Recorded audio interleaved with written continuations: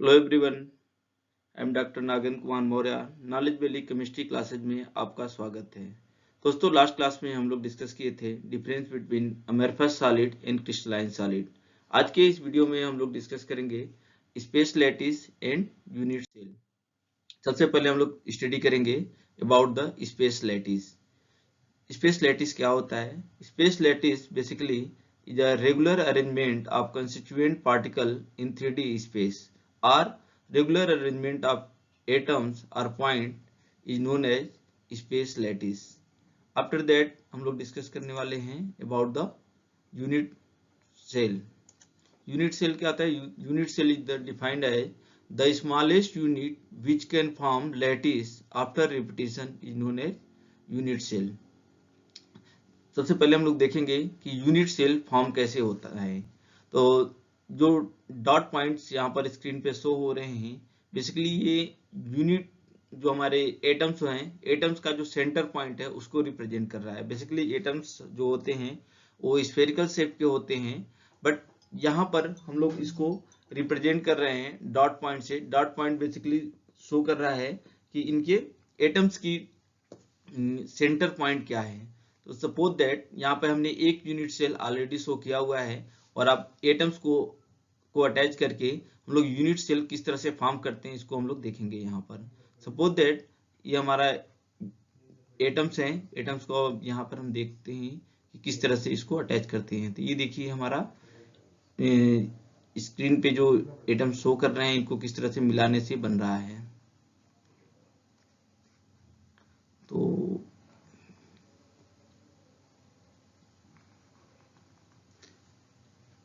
देखिए आपका second unit cell तैयार हो गया। एक यूनिट सेल हो गया, दो यूनिट सेल हो गया। इसी तरह से अगर हम इसको ऐड ऑन करते चले जाएंगे तो आपका कंप्लीट एक क्रिस्टलाइन स्ट्रक्चर फॉर्म हो जाता है। तो जो सबसे छोटी यूनिट होती है जिसके रिपीटेशन से हम यूनिट सेल का 3D लैटिस का फॉर्मेशन करते हैं या कंप्लीट मेटेलिक स्ट्रक्चर हम लोग गेन करते हैं, उसको बोलते हैं हम लोग space unit cell. Characteristics of a crystal और लैटिस देखते हैं हम लोग। यूनिट सेल जो होते हैं उनकी क्या क्या कैरेक्टरिस्टिक्स होती है। तो सबसे पहला कैरेक्टरिस्टिक्स है इसका, each point in a lattice is called lattice point और लैटिस साइड।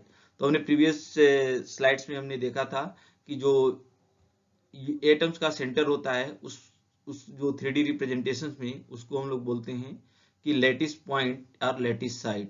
सेकेंड पॉइंट है, each point in a crystal lattice represent one constituent particle which may be an atom, molecule or group of atom or ions. तो यहाँ पर कोई भी हो सकता है, एटम्स भी हो सकता है, आयंस भी हो सकते हैं या मॉलिक्यूल्स भी हो सकते हैं। थर्ड पॉइंट है, lattice point are joined by straight line to bring out the geometric of the lattice और दीज आर आल्सो आइडेंटिकल।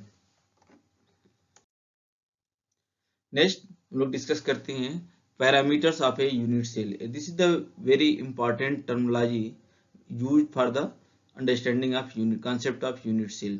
तो टोटल हम लोग 6 पैरामीटर्स यूज करते हैं। यहाँ पर हमारे पास 3 पैरामीटर्स इसके साइड हो गए, that is the A B and C. A B C are the sides of the cube and alpha beta gamma are the angles. अगर हम सपोज दैट अगर हम एक सिंगल यूनिट सेल्स की अगर हम बात करें तो यहाँ पे ए, अगर हम इसकी साइड्स अगर ए है तो इसके जो अपोजिट टू साइड्स के बीच का जो एंगल होगा that will be the alpha. अगर हम साइड बी की बात करेंगे तो इसके अपोजिट साइड में जो एंगल होगा वो that is the beta. And similarly C के जो अपोजिट में एंगल होगा उसको हम बोलते हैं गामा। तो it mean that total there are 6 cell parameter, that is A, B, C, the sides of a cube and angle alpha, beta and gamma. Next हम लोग डिस्कस करने वाले हैं about the types of unit cell. Unit cells are broadly classified on two type. One is the simple unit cell, that is also known as primitive unit cell, and second is the centered unit cell. Further, centered unit cell can be divided into 3 parts. One is the body centered unit cell, face body centered unit cell, face centered unit cell and end centered unit cell. अब by definition हम देखते हैं इनमें क्या difference होता है। Primitive unit sales क्या होते हैं, बॉडी सेंटर्ड यूनिट सेल क्या होते हैं, फेस सेंटर्ड क्या होती हैं और एंड सेंटर्ड क्या होते हैं, और एक special kind of arrangement hexagonal arrangements भी होता है इसके अलावा। तो सबसे पहले हम लोग देखते हैं primitive unit cell. Primitive unit cells को हम लोग सिंपल यूनिट सेल्स भी बोलते हैं। प्रिमिटिव यूनिट सेल्स बेसिकली जो इसके अंदर जो एटम्स का अरेंजमेंट होता है वो कॉर्नर्स पे होता है। इट मींस दैट कि जितने भी कॉर्नर पॉइंट्स हैं क्यूब के, हर एक कॉर्नर पर एक एक एटम्स अरेंज होते हैं। और इसको ग्राफिकली हम लोग नेक्स्ट स्लाइड में डिस्कस करेंगे, ग्राफिकल रिप्रेजेंटेशन के माध्यम से, कि किस तरह से प्रिमिटिव यूनिट सेल्स कैसा दिखता है और एटम्स का अरेंजमेंट कहाँ कहाँ पर होता है। तो यहाँ से आप देख लीजिए, in this unit cell constituent particles are present only at the corner position. Corner positions पर ही सिर्फ कंस्टिट्यूएंट पार्टिकल्स होते हैं। नेक्स्ट है हमारा body centred unit cell. Body centred unit cell क्या होता है? बॉडी सेंटर्ड यूनिट सेल्स के अंदर कॉर्नर पर तो एटम तो प्रेजेंट होते ही होते हैं, इसके अलावा यूनिट सेल के अंदर बीच में, मतलब क्यूब के इनसाइड परफेक्टली सेंटर पे एक एटम्स अरेंज होता है जिसको हम लोग बॉडी सेंटर्ड बोलते हैं। तो there are two types of arrangement, atoms present at the corner as well as atoms are also present at the center of the each unit cell. Next is the face centered unit cell. जैसा कि नाम से ही clear है, face centred, it means that कि atoms जो unit cell के faces हैं, each face पे एक एक एटम्स का अरेंजमेंट होगा और ईच कॉर्नर पर एक एक एटम्स का अरेंजमेंट होगा। तो face centred unit cells are the unit cells in which atoms are arrange at the corner of each unit cell as well as faces of the each cell. And last is the end centered unit cell.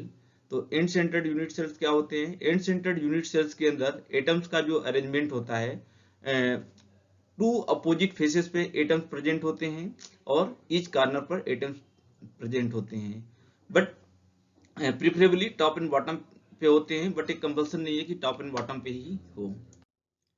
अब यहाँ पे हम लोग graphical representation के माध्यम से देखेंगे कि एटम्स की पोजीशंस क्या होती है, और यहाँ से ज़्यादा बेटर अंडरस्टैंडिंग होगी आपको एटॉमिक स्ट्रक्चर्स को समझने के लिए। तो देखिए, सबसे पहला है हमारा प्रिमिटिव यूनिट सेल्स, या जिसको हम सिंपल यूनिट सेल्स बोलते हैं।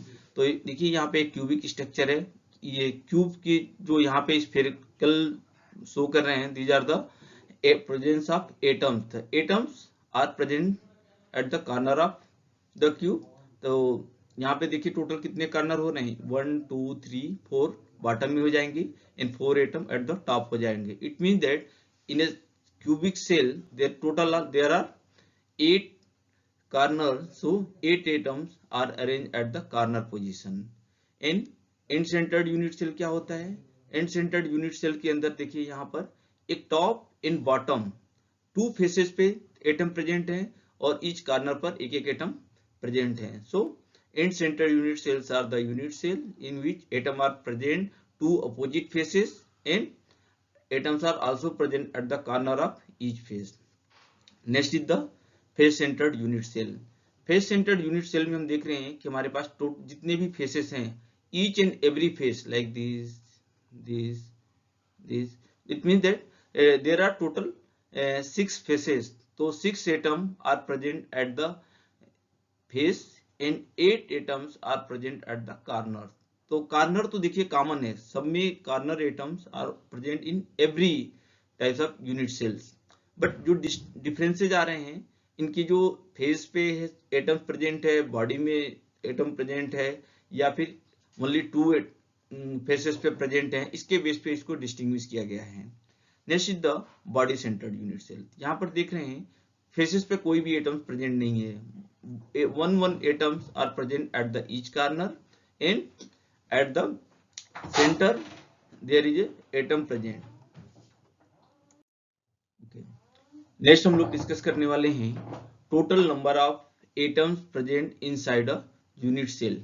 तो हमने अभी देखा अपनी प्रीवियस स्लाइड्स के अंदर कि there are simple cubic cell, body centred cubic cell, face centred cubic cell, end centred unit cell and hexagonal unit cell.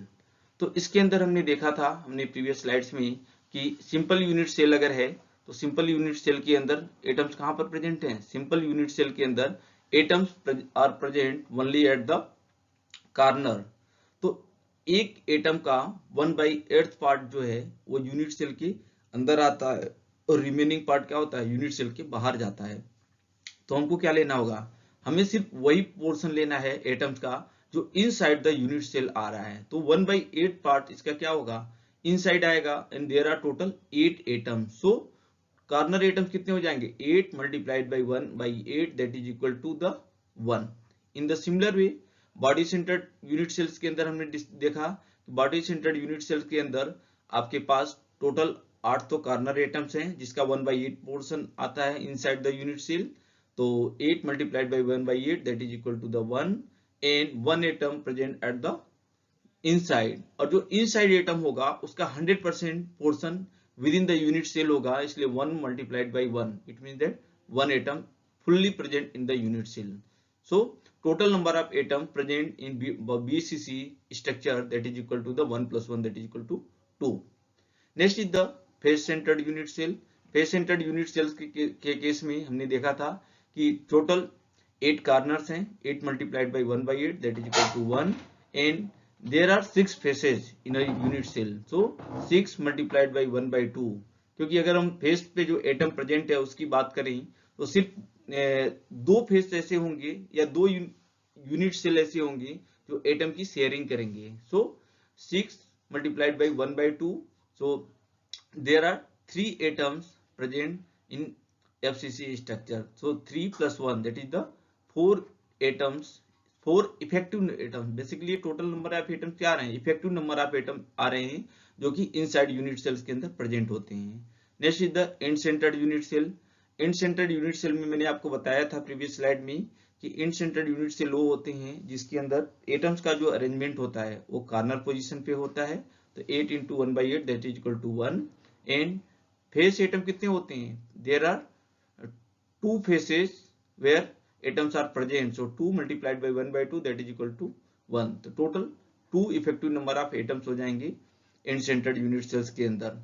Hexagonal structure, basically जो हेक्सागोनल स्ट्रक्चर होता है ये मिक्स स्ट्रक्चर होता है। इसके अंदर हमारे पास कॉर्नर एटम्स भी होते हैं, फेस एटम भी होते हैं और बॉडी एटम्स भी होते हैं। So effective number of atoms यहाँ पर चेंज हो जाएंगे। यहाँ पर दोस्तों एक माइनर करेक्शन है। हेक्सागोनल एटॉमिक स्ट्रक्चर होता है, बेसिकली यहाँ पर टोटल कितने होते हैं? 12 कॉर्नर होते हैं। तो 12 और ईच कॉर्नर एटम्स का 1/6 पार्ट यूनिट सेल के अंदर आता है। So there are 2 atoms present at the corner position and face atom कितने हो जाएंगे? Face atom that is equal to 2 multiplied by 1/2 that is equal to 1 and 3 atoms are present inside the, so 3. So total effective number of atom is equal to 6 in case of hexagonal packing fraction structure.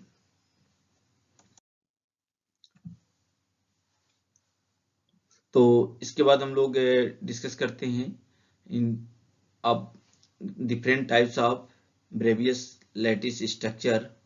ठीक है, Bravais lattice structure कौन कौन से होते हैं और किस type के में कौन कौन से स्ट्रक्चर होते हैं और इसको सेल पैरामीटर्स के बेसिस पे किस तरह से डिस्टिंग्विश किया जा सकता है और इसके कौन कौन से एग्जांपल्स अवेलेबल हैं।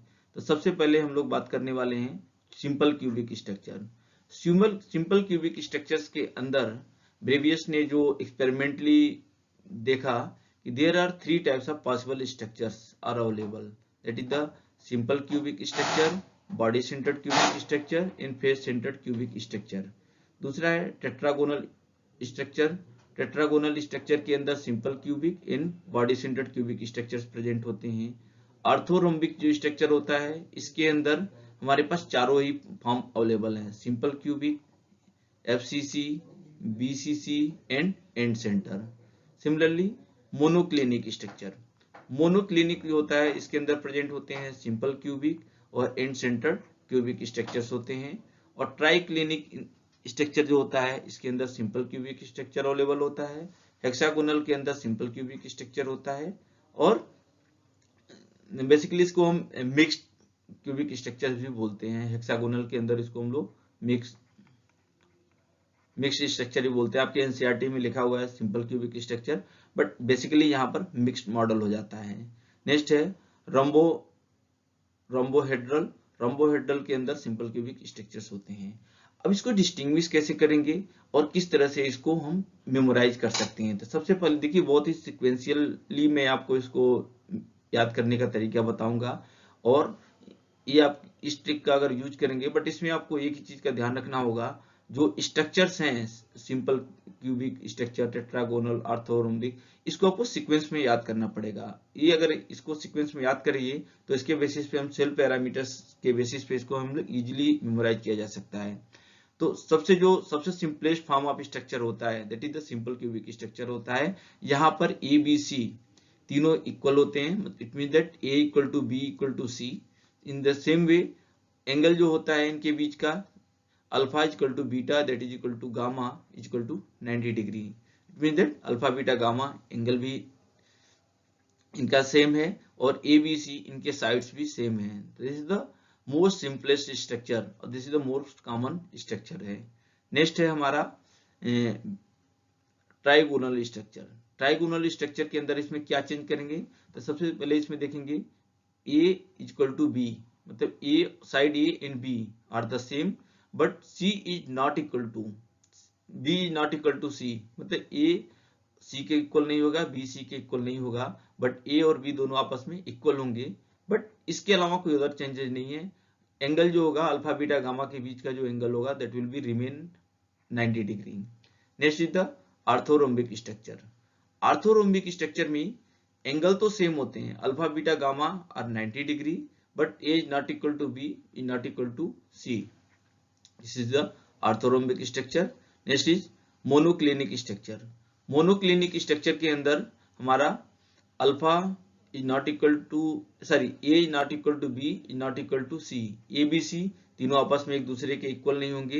At the same time angle जो होगा आपका, यहाँ पर जो चेंजेस आएंगे, अभी तक हमने देखा था ऊपर जितने भी स्ट्रक्चर देखे थे सब में अल्फा बीटा गामा सेम रहते थे, लेकिन यहाँ से अब एंगल में साइड्स तो वेरिएशन तो आ ही रहे हैं, साथ ही साथ यहाँ पर एंगल में भी चेंजेस आएंगे। तो यहाँ पर alpha is not equal to gamma, alpha is equal to gamma होगा और that is equal to the 90 degree, but beta is not equal to 90 degree.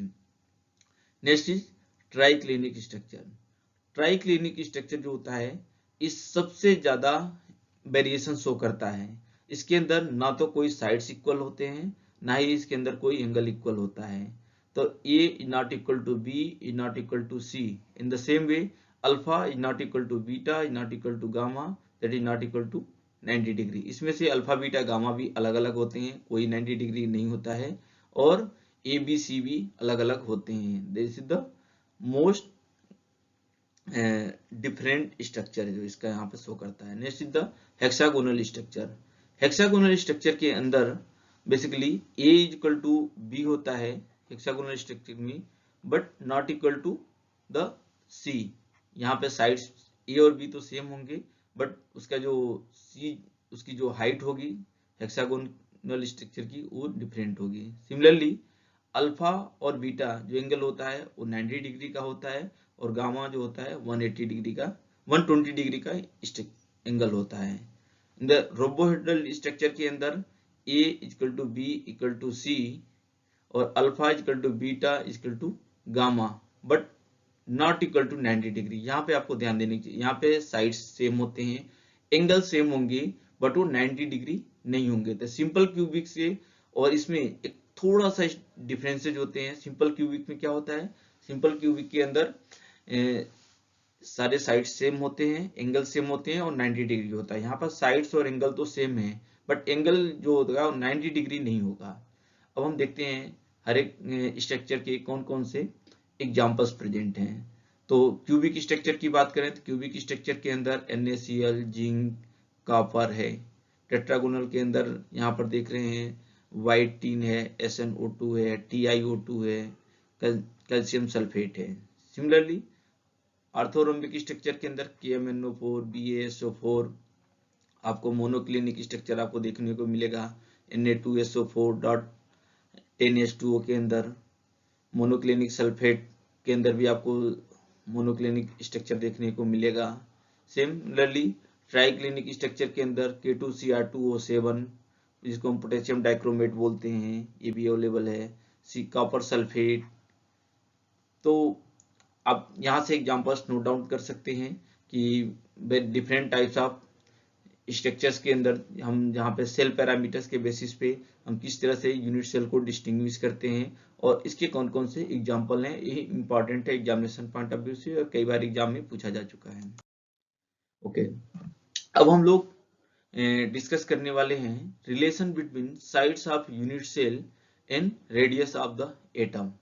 तो बेटे ये जो फिगर्स है, फिगर ए है, ये आपका कैसा सिंबॉलिक रिप्रेजेंटेशंस के लिए है कि ईच कॉर्नर पर एक एक एटम्स हमारे प्रेजेंट्स हैं, किस तरह से सिंपल क्यूबिक स्ट्रक्चर हमारा दिखता है। बट एग्जैक्ट की अगर बात करें कि एटम्स का अरेंजमेंट किस तरह से होता है, ये आपको फिगर बी और सी के थ्रू ज्यादा बेटर अंडरस्टैंडिंग आएगी। तो फिगर बी है वो एक्चुअल एटम्स की पोजीशन दिखा रहा है कि किस तरह से एटम्स अरेंज होते हैं यूनिट सेल्स के अंदर, और फिगर सी जो है वो इसके एटम्स के दो इनके सेंटर से सारे एटम्स के सेंटर्स को पास करते हुए, और इससे अगर एक हम सेल कट करके अगर सेल यूनिट सेल बनाया जाए तो आपको इस तरह से सेल देखने को मिलेगा फिगर सी में। अब हम बात करते हैं रिलेशंस किस तरह से हम लोग इस्टेब्लिश कर सकते हैं। तो रिलेशंस को अंडरस्टैंड करने के लिए ज्यादा बेटर है कि हम सारे के सारे यूनिट सेल्स को एक साथ ना देख करके सिर्फ एक फेस की अगर स्टडी करें तो ज्यादा बेटर आपको समझ में आएगी। तो फिगर डी मैंने यहाँ पे आपके लिए अलग से बनाया है, सिर्फ एक फेस के एटम्स यहाँ पर रिप्रेजेंट किए गए हैं। तो यहाँ पे देखिए एटम्स का जो रेडियस है, let us assume the radius of atom is r और sides of the cubic cell is a। इसका साइड कितना है, साइड का जो साइज है वो स्मॉल a है और एटम का रेडियस कितना है r है।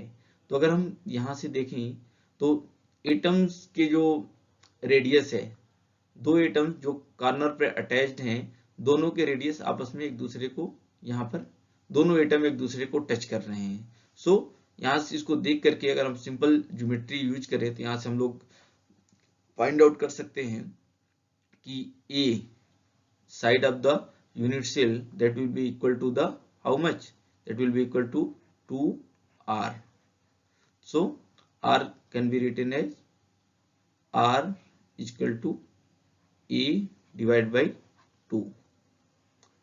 आई होप कि आप ये बहुत ही इंपॉर्टेंट है और बहुत बार पूछा जा चुका है एग्जाम में कि रिलेशंस क्या होता है, radius of the atom and cubic जो हमारा सेल है इनके बीच में क्या रिलेशंस आ रहा है।